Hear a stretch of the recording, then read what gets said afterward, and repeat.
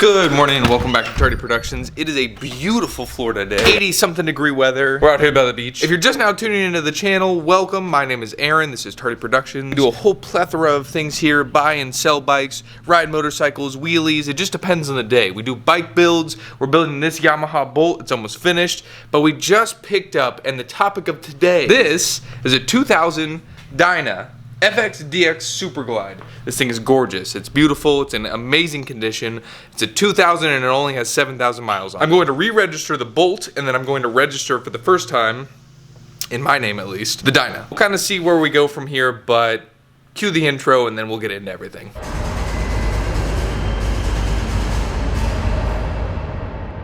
That's a little bit close. Actually, I just realized that my GoPro is completely dead, so I put that on the charger. I'm gonna leave you guys right here, and then I will literally pick you guys up right here. So 2 seconds for you, a couple hours for me, because the DMV is really slow. See you in a second.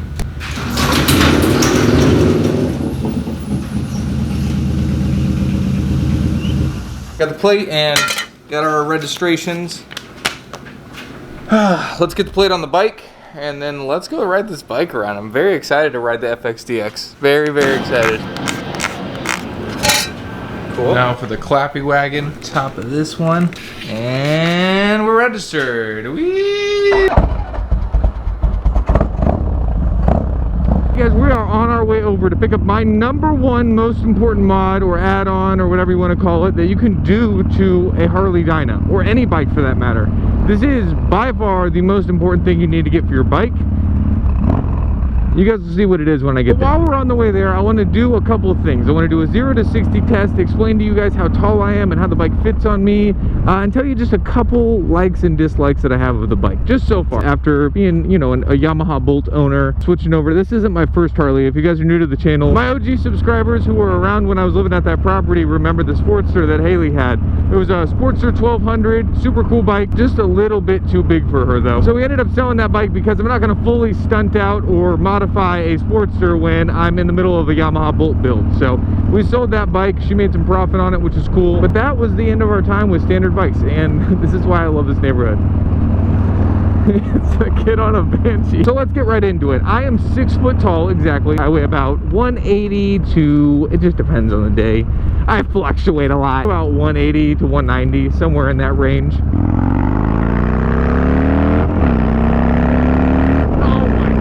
What the freaking heck, this thing, I gotta be careful on this. I'm literally going to get a speeding ticket right now. Really got the blood boiling. Oh no, I don't have cash. Dang it, I gotta turn around. Dang it, dude, I didn't bring money. Rookie mistake. Put my foot down.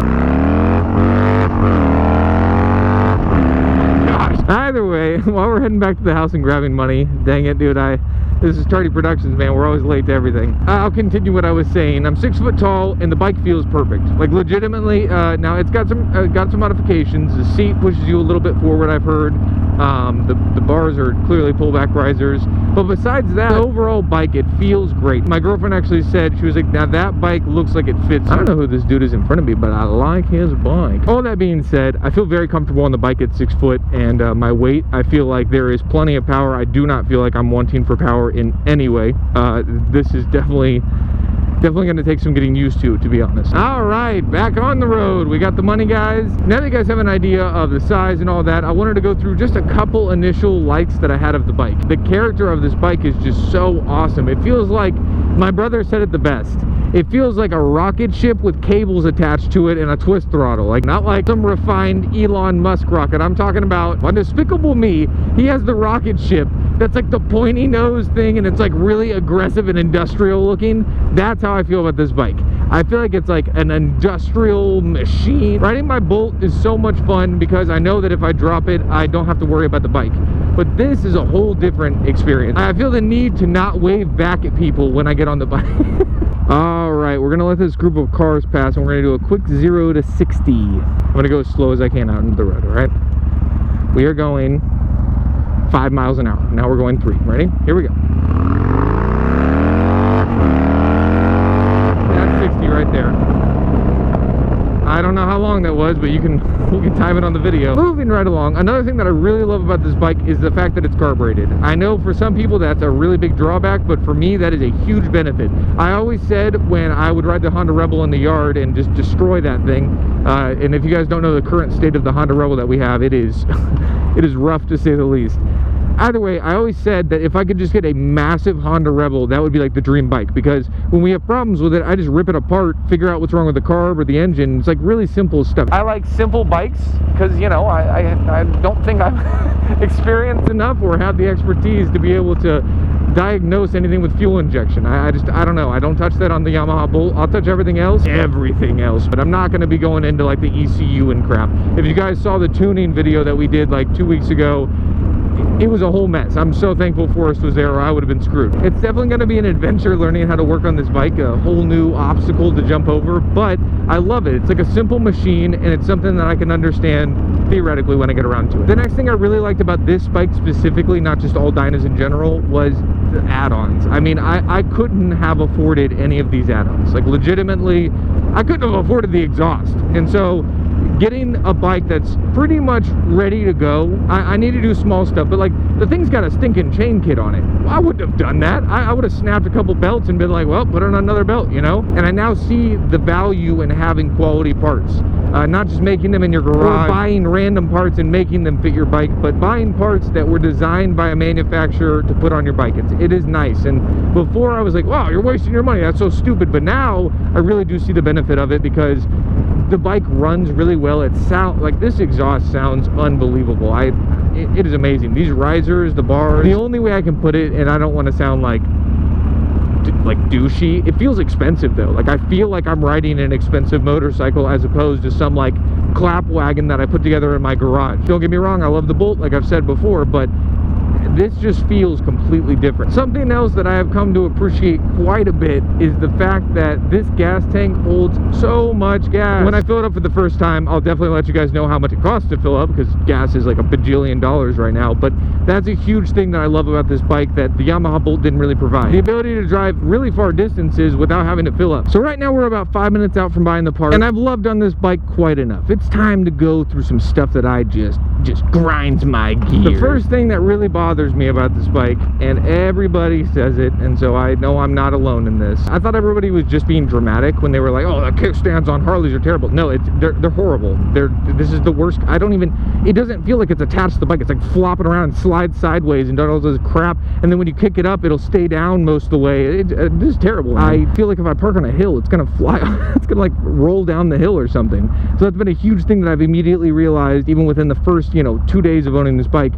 I don't like that. If they have upgrades to it, I want to look into getting that. While we're talking about complaints that everybody has about Harleys, the next one is brakes. And you knew as soon as I said I'm going to talk about things I don't like about this bike, brakes were going to be on the list. They don't feel, what's the word?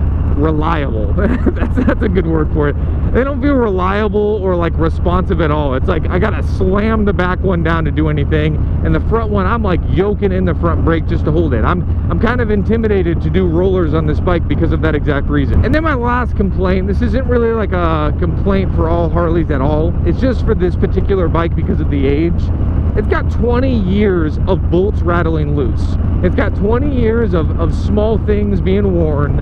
It's got 20 years of wear. That's enough time for things like Loctite and all that to start rattling and just having issues. So I know that I'm gonna have to, man, I'm gonna have to freaking re-tighten and Loctite a ton of bolts on this bike. But we're about to pull up on the guy's house. I think that was actually it right there. So I will check with you guys in a second.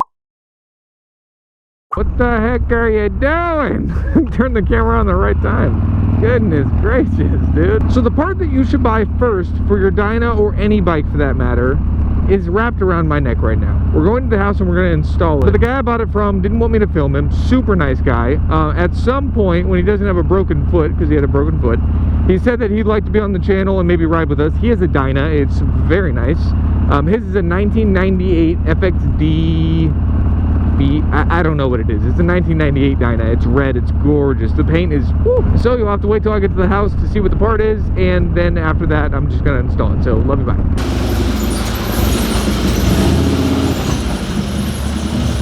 Thanks for making it this far in the video, guys.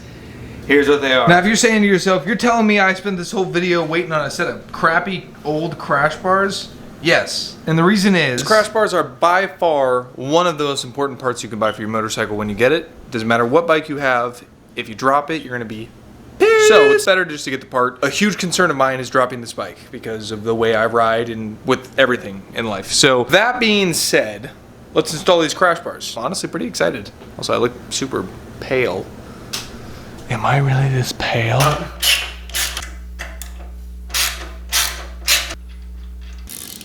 Ow! Washers. Take that. All right. Dang it, my battery died. All right. Well, I thought I was filming the entire time, but I wasn't. Got this side tightened up, Loctite on it. This side tightened up, Loctite on it. Center tightened up, Loctite on that guy. That is a solid crash bar. And that is my #1 part that you should upgrade on your bike immediately. Crash bars. You need to get yourself a set of crash bars. It doesn't matter what kind they are. Just get something on there and you'll thank me later. And if you stuck around this long, there's a group ride coming up that I'm planning soon. So be in Florida. Or just ride to Florida. But I'll catch you guys next week. I'm Aaron, this is Tardy Productions. Goodbye.